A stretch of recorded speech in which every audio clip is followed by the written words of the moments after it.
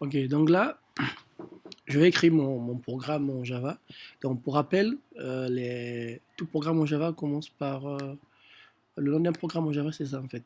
C'est ça le nom de mon programme. Si c'était un programme qui était nommé par exemple pour WhatsApp, je vais l'écrire comme ça. WhatsApp. Et tout programme en Java commence par le nom du... Et un programme, je commence par une majuscule en tout cas. Après, s'il y a un deuxième nom, on va appliquer la règle qu'on appelle Tamil case, c'est-à-dire que le deuxième mot forcément va commencer par une majuscule aussi. Voici, ceci. C'est bon. Donc moi, je vais l'appeler programme, tout simple. Après, tout programme Java, notamment sur des programmes Java Standard Edition que nous avons appris en classe, ils ont besoin d'une méthode principale. Et voici sa signature, comme tout le monde le sait.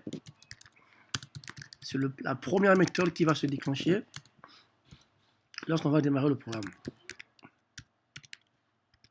Ok. Voici.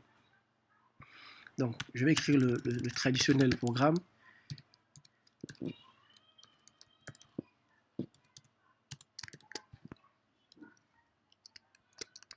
On va dire bonjour aux confinés. C'est bon. Donc là, je vais l'enregistrer.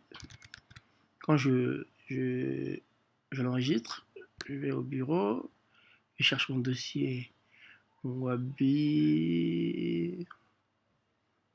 Ok, Wabi est là. Je l'ouvre.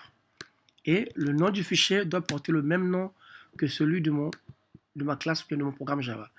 Donc, je fais Java et j'enregistre. Déjà, l'éditeur de texte, déjà, il est plus évolué déjà par rapport aux éditeurs de texte traditionnels. Donc, il me montre, il colorie en fait tous mes mots-clés. Donc là, je vais essayer de réduire.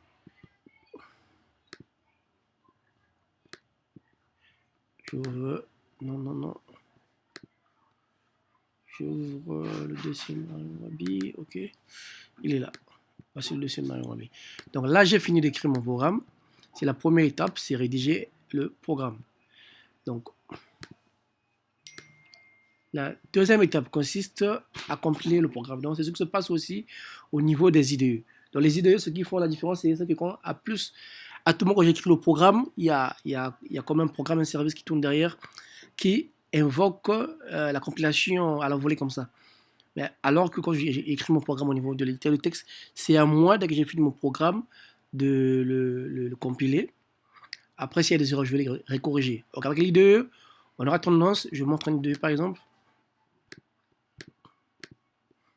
avec l'IDE classique comme Eclipse. Dès qu'il y a une erreur, au fur et à mesure que j'écris, vous voyez, j'écris un mot qui n'est pas bien, automatiquement il a compilé en arrière. Et il me montre le rouge.